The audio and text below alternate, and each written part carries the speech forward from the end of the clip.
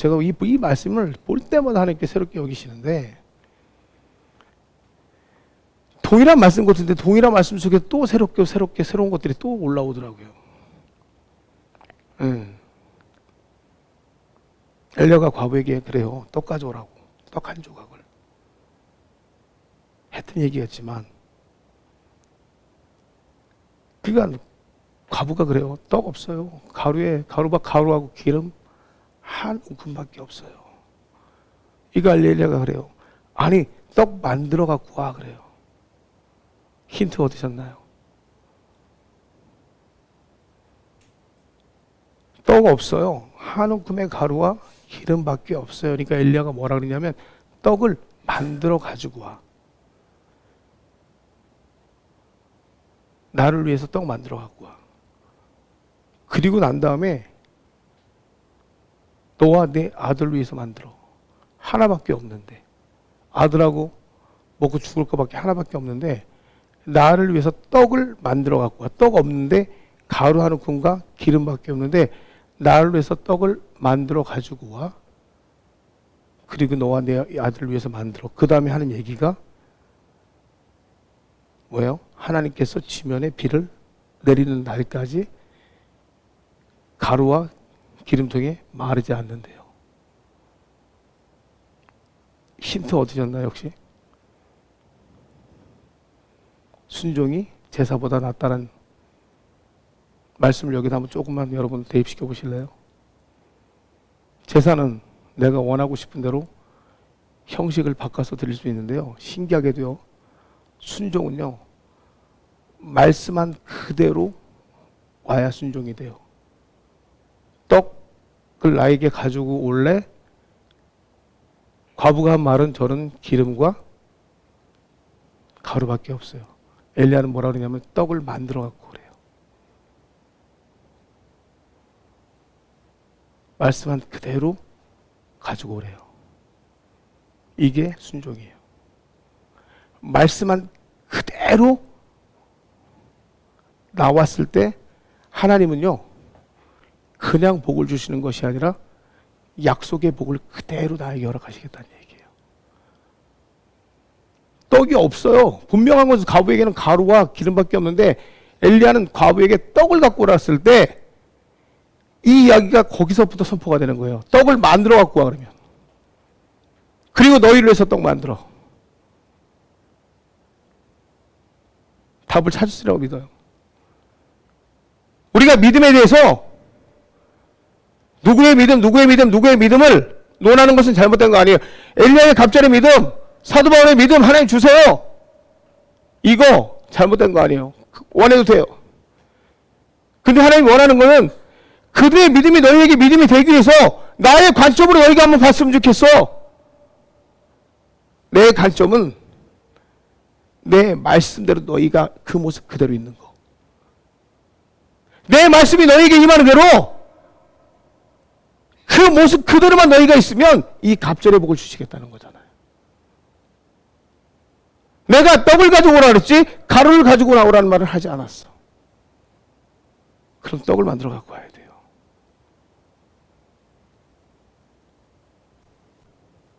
내 생각이 아니라 하나님의 생각을 알아야 우리가 그 축복을 누릴 수가 있는 거예요. 산을 들어 바다에 옮기고 싶으면 가장 필요한 게 뭘까요? 겨자씨를 심을 만한 밭이 필요한 거예요. 내가 산을 들어서 바다에 옮길 만한 믿음이 달라고 여러분 하나님 앞에 고백하기 전에 겨자씨를 심을 만한 밭은 있으세요? 나에게? 이 겨자씨가 심겨져서 자라야 나무가 되고 그 나무가 자라야 거기 열매가 맺던 새들이 와서 놀던 해요. 근데 겨자씨도 심겨질 만한 믿음이 없는데 산을 들어 바다에 옮길 만한 믿음을 달라고 하면 그 믿음이 생겨날 수 있겠냐. 준비된 믿음이 있어야 쉽게 말해서 들을 수 있는 귀가 있던 볼 수 있는 눈이 있던 순종할 수 있는 방법을 알아야 하나님께서 글을 쓰시죠.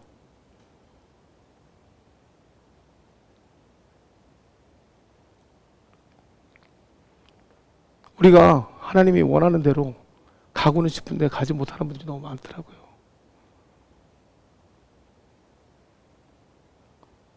그 기도가 잘못됐다는 기도를 하고 싶은 마음은 없어요, 저는요. 내가 감당할 수 없을 만큼 하나님, 나 서상에 살러 오길 만한 믿음을 주세요. 믿음을 주세요. 사람들이 기도하는 거 저는 그거 잘못됐다고 말하고 싶은 마음 없어요. 근데 때로는 나에게 맡겨준 아주 작은 일조차도 하지 못하면서 큰 것만 요구한다면 그것이 과연 믿음이 될 수 있겠냐는 거죠.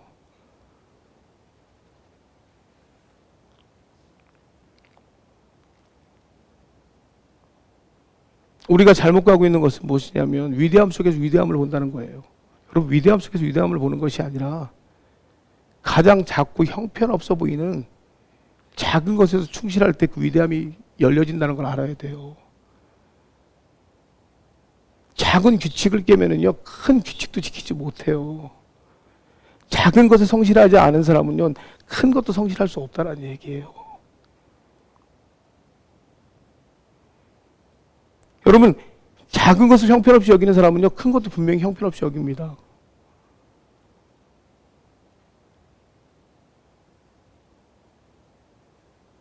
믿음을 여러분, 우리는 어떤 사람에게서 믿음을 찾고 싶어 하잖아요.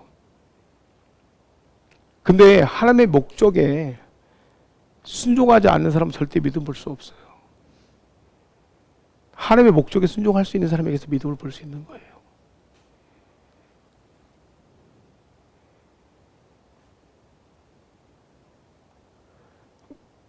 어떤 사람들 믿음 측정해 보고 싶어 하잖아요. 교회 생활에서, 능력에서, 은사에서, 누가 기도 많이 하는지. 우리는 믿음 말 되게 많이 하더라고요. 근데 그 믿음이라는 건 언제냐면요, 어떤 상황 가운데서도 그 상황에 내가 하나님의 음성을 미세하게 듣고 그 상황을 빨리 대처할 수 있는 것이 하나님의 믿음이에요. 사람들에게 그 수없이 많은 상황 가운데 우왕좌왕하면서 이렇게 흔들리다 보면 하나님의 음성 못 들을 때가 많아요.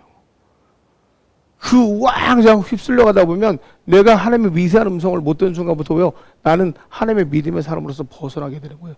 이게 거꾸로 얘기하면요, 예배자라는 것은요, 제가 왜 이야기를 하냐면, 봐보세요. 이 사르밧 과부가요, 배고파요, 힘들어요, 끝까지 몰린 상황이에요. 이런 상황에서 누군가 나타나서 네 거 나한테 줘. 이때 하나님의 음성으로 들을 수 있는 사람이 몇 명이나 있을 것 같아요. 이 극한 상황에서 네 거 나에게 줘. 근데 더 놀라운 거는 무슨 말이냐면 그 가루 나한테 갖고 와. 이것도 아니라 이 가루를 떡으로 만들어 갖고 오래요. 다시 말하면, 야, 너에게 있는 모든 헌금을 하나님 앞에 드려. 근데 그것도 헌금 그냥 드려도 아니고 이 헌금을 무엇으로 바꿔다가 드려. 이 말과도 같은 거거든요. 그거 쉽지 않아요. 너에게 있는 내 주머니에 있는 모든 것들을, 아니면 네 집에 있는 무엇으로, 아니면 어떤 것으로 환경을 바꿔서 너가 다시 갖고 와. 이것마저도 버거운데요, 이 버거운 환경을 다시 바꿔 갖고 오래요. 절대 쉽지 않습니다. 술렁술렁하고 막 힘든데 머리가 되게 복잡한데 그때 누군가가 와서 이 환경을 커트시켜버려요. 그러면서 아니야, 그냥 내가 먹을 거 그걸로 갖고 와. 그리고 갖다 드시면 안 될 거. 아니야, 떡으로 갖고 와. 이거 잘 적용해 보세요. 여러분 삶 가운데 가장 힘들고 지칠 때 이게 내가 가지고 있는 건 이거밖에 없는데 그냥 이거 가져가시면, 아니야, 이거 아니고 너 수고 좀 더 해봐. 너 힘들고 지쳤지. 걸을 수도 없지. 다 포기하고 싶지. 근데 너 수고 한 번만 더 해봐. 가서 불도 펴야 되고 네가 주운 가지를 가지고 불도 펴야 되고 애도 써야 되는데 이걸 떡도 만들어야 돼. 반죽도 해야 돼. 네가 그 체력을 마지막까지 고갈시켜야 돼. 네가 갖고 있는 모든 체력을 다 고갈시켜서 떡까지 만들어다 다시 갖고 와야 돼. 그 다음 하나님이 역사하실 거야. 이게 결코 쉬울까요? 지금 그 얘기하고 있는 건데. 그래서 여러분 진짜 믿음이라는 게 뭐냐면, 이 우리가 봐봐요. 순복한 사람의 삶에서 뭐요? 믿음을 발견한 것은 그 사람의 실제가 되는 거예요. 내가 하나님의 말씀을 순복하잖아요. 그러면 이 믿음은 뭘까요? 이 사람의 실제가 돼서 나타나는 놀라운 증거가 되는 거예요. 오늘 본문이 얘기하고 있잖아. 이 여인이 순복했어요. 엘리야의 제사장의 말이 되고 하나님의 말씀을 듣고 순복 딱 하니까 어떻게 돼요? 그 순복의 단계에서 실제가 되니까 통에 가루와 기름통에 기름이 마르지 않는 역사가 나타나요. 언제까지? 가뭄이 끝날 때까지.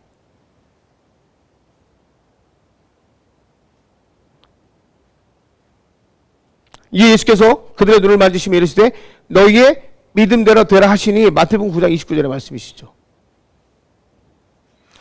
예수님께서 하신 것은 눈을 만진 것밖에 없어요. 그러면서 내 믿음대로 드리라 해요. 여기서 눈을 열고 안 열고는 믿음에 맡기는 거죠.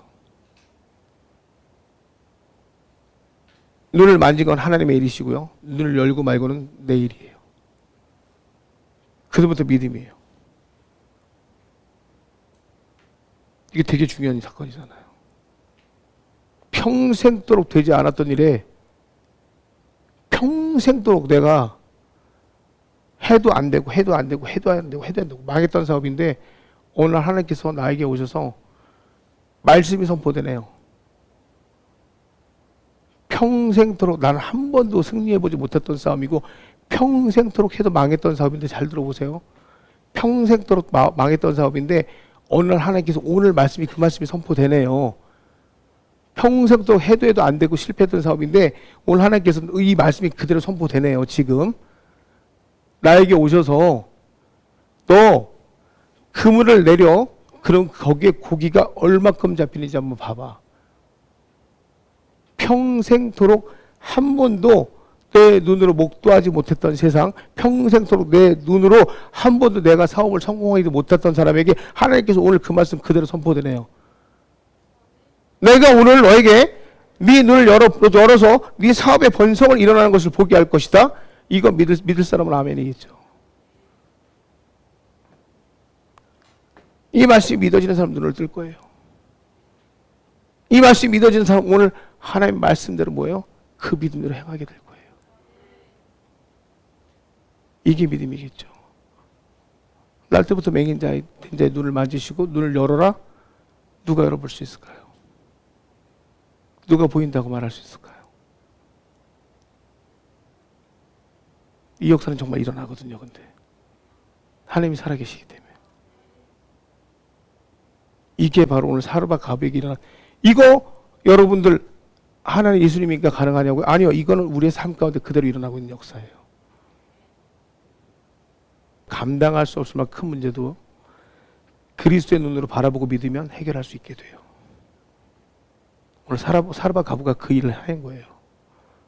죽으려고 했다는 것은요, 감당할 수 없을 만큼 큰 문제에 봉착해 있는 거예요. 근데 예수 그리스도의 눈으로 바라본 거예요. 그러니까 그 수고가 두렵지 않은 거예요.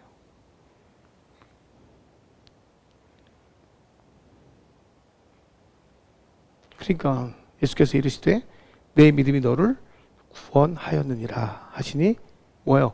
그가 곧 보게 되어 예수를 길에서 따르니라. 내가 볼 수 있어야 예수를 따르는 거예요.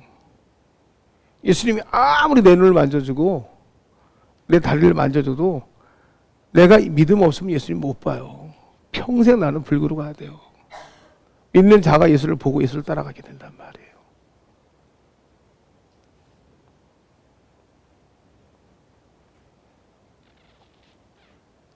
이렇게 주님을 향해서 갈 때 우리의 믿음이 진보하는 거예요. 무슨 말일 것 같아요, 여러분? 여러분, 믿음이 진보한다는 게 뭘까요? 예수님을 자꾸 따라가다 보면 예수님이 일하신 걸 보고 또 보게 되는 거예요. 내가 예수님의 제자가 돼서 예수님의 일하시는 현장을 따라가야 돼요. 내 다리가 고쳐지고 내 눈이 고쳐지고 내 귀가 열려져서 말씀을 통해서 뭐예요? 그 말씀이 일하는 현장을 가야 돼요. 그래서 예수님이 일하신 걸 자꾸 보게 돼야 돼요. 그때 뭐예요? 그 일하심이 내 앞에서 나타날 때, 여러분의 삶 현장에서 나타날 때, 내 안에 말씀이 있을 때, 이 말씀이 뭐예요? 곧 나의 능력이 될 때, 내 삶 현장에서 나타날 때 내가 계속 진보되는 거예요. 그게 여러분의 삶이 돼야 돼요. 그게 곧 행동하는 믿음이 되는 거고. 예? 내가 믿는 만큼 뭐예요? 주님이 역사하시잖아요. 말씀에 있는 것처럼 제자들이 예수를 따라가서 보는 만큼 그들이 본 것을 증거하는 것처럼 내가 믿는 만큼 나를 통해 이루시는 예수를 뭐예요? 증거하게 되는 거죠. 얼마나 감사합니까? 여러분에게 역사하신 예수 그리스도. 그가 나와 동행하심으로 나도 그 일을 해낼 수가 있게 되는 거잖아요. 아직도 사람 앞에 서서 예수 그리스도 이름으로 그를 일으킬 수 없으세요?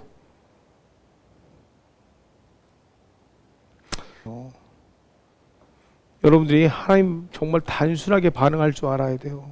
하나님 말씀에 단순하게 반응한다는 것은 아까 말씀하신 그대로예요. 하나님께서 내 눈을 오늘 말씀 아까 선포됐잖아요. 평생 눈 열지 못하는 자에게 손이 닿았다는 것은 여러분 평생 여러분 실패했다고 생각하는 자에게 오늘 이 말씀이 선포됐다는 얘기예요.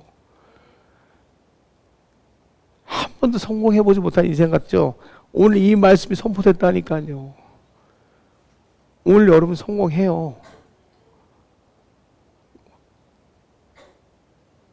저 원래 그런 말 잘 안 합니다. 그런 말 잘 안 하는 목사가 그 말 할 때는요, 그 되어지는 역사예요. 원래 저같이 이렇게 미련한 애가 그런 말 할 때는요, 100% 된다니까요. 그거는요. 믿어보시라니까요. 예? 하나님의 은혜가 누려지는 세상은 신기할 정도로 일들이 만들어져 가더라니까요. 요즘에는 제가 예수님 만나는 재미가 너무 좋아서 상상을 초월할 정도로 예수님이 너무너무 가까이 있어서 행복해 죽겠어요. 손만 대도 예수님께서 역사하시고 손만 대도 예수님 일하심들이 막 나타나니까 제가 그냥 감사가 절로 나와요. 그게 너무 단순하신 하나님을 만나고 너무 단순하신 하나님께서 일하시는 것들이 너무나 막 보여지니까 눈만 열면 아침에 일어나면 막 그 일하심들이 너무 많이 느껴지니까 예배만 드리면 하나님의 그 문이 열리고 닫히는 것들이 보여지니까 너무 감사해서 도대체 나를 어떻게 쓰실까도 기대가 되고 다른 걸 전할 수가 없어요. 지금은요. 그냥 오늘 말씀하신 그대로예요. 여러분 이곳에 계신 분들 이런 해당 사항이 없지는 않겠지만 네, 하나님이 오늘 말씀하시고 싶은 것 중에 하나가 뭐냐 하면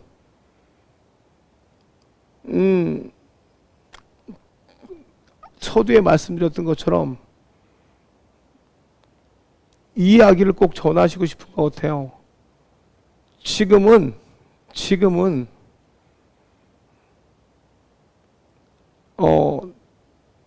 영적으로 이제는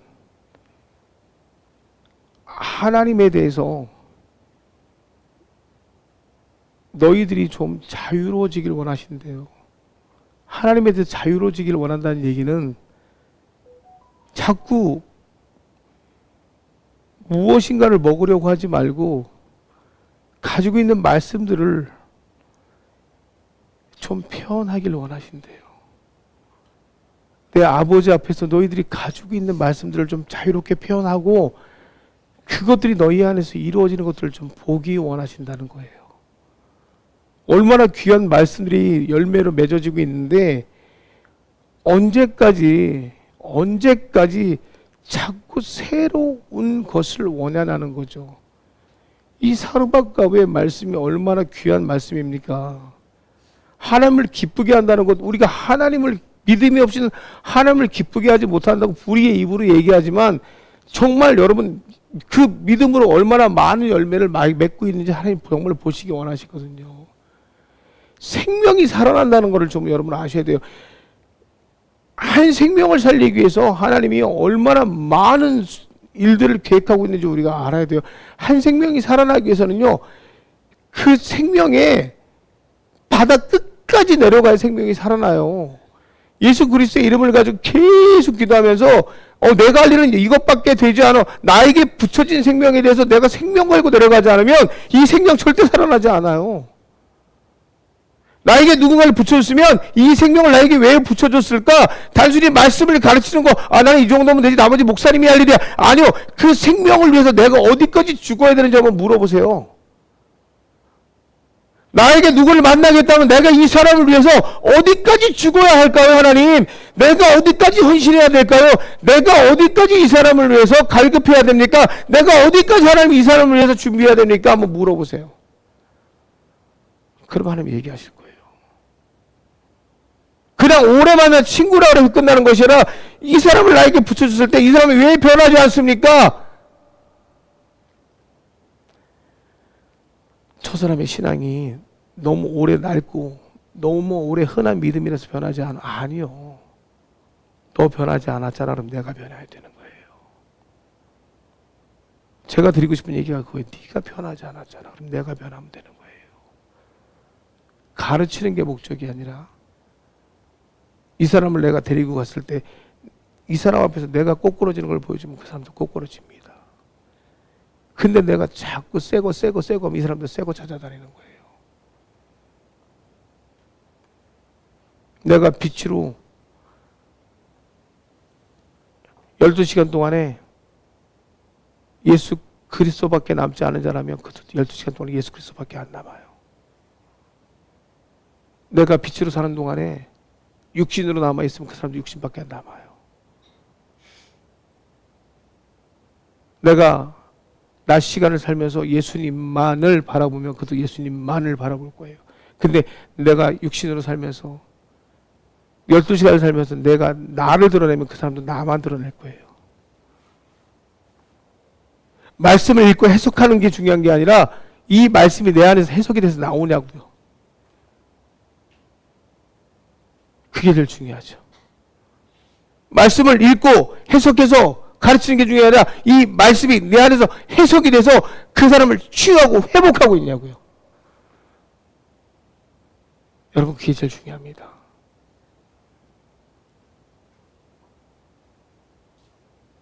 오늘 엘리야는 사르밧 과부에게 얘기합니다. 야, 떡 갖고 와. 그리고 나면 너와 내 아들이 그 다음에 그 떡 먹어. 이게 회복이에요. 나를 위해서 떡을 가지고 와. 그리고 난 다음에 너와 내 아들을 위해서 너희가 떡을 먹어. 가뭄이 끝나는 그날까지 하나님께서 너희의 가루통과 기름통이 마르지 않게 할 거야. 이게 회복이란 말이에요. 이 말을 여러분이 만난 사람들에게 해주세요. 걱정하지 마. 너 지금 나 만났지? 나 만남과 동시에 나에게 있는 회복이 너에게도 그대로 임하는데 지금 너희 자녀의 문제가 하나님께서 이렇게 해결받게 하실 거야. 네 남편의 문제를 하나님께서 이렇게 해결받게 하실 거야. 하나님 나에게 이 증거를 만들어 주셨는데 이 증거가 너에게도 그대로 임하게 될 거야. 이 말씀 해주셔야 돼요. 이것이 바로 영적 하나님의 해결 방법이라는 거예요. 여러분 안에 있어야 되죠. 왜 없으십니까? 예수 그리스도가 여러분 안에 있는데 나를 자유케 하신 그가 저도 자유케 할 수 있잖아요. 나 이렇게 하나님께서 해결받았는데 분명히 너에게도 해결이 임할 거야. 왜 그런 줄 아세요? 여러분이 예수 그리스도를 모시고 다니고 있잖아요. 성령 하나님 함께하고 있잖아요. 말씀의 능력이 여러분 안에 있잖아요. 나를 회복시킨 하나님이 너도 회복시킬 거야. 나에게 악한 영을 쫓아내게 하시는 그분이 너의 악한 영도 쫓아내게 될 거야. 나의 병을 치료할 하나님이 너의 병도 치료할 거야. 너의 남편의 병도, 너의 아내의 병도, 너의 부모의 병도 치료할 거야. 오늘 그 얘기하고 있잖아요, 엘리야가. 물질이 없어서 고난받고 있어. 걱정하지 마. 하나님께서 우리 가정의 물질을 이렇게 회복시켰는데 이 말씀을 통해 너희 가정에 이 물질 회복이 일어나게 될 거야. 이건 돈의 문제가 아니라 예수 그리스도가 이 가정에 임함으로 어떻게 해요? 이 물질의 모든 회복이 일어나면 선포해야 해줘야죠. 그리고 그 두려움의 영을 쫓아내주고 걱정의 영을 쫓아내주고 실패의 영을 쫓아내주고 그리고 예배가 성립되는 거예요. 그 가정에 교회를 만들어줘야죠. 꼭 그렇게 해주세요. 그게 뭐예요? 그게 진짜 뭐예요? 믿음의 행위라는 거예요. 오늘 여기 모인 모든 분들에게 그 놀라운 역사 임하기를 정말 존귀하신 예수 그리스도의 이름으로 간절히 축원드립니다.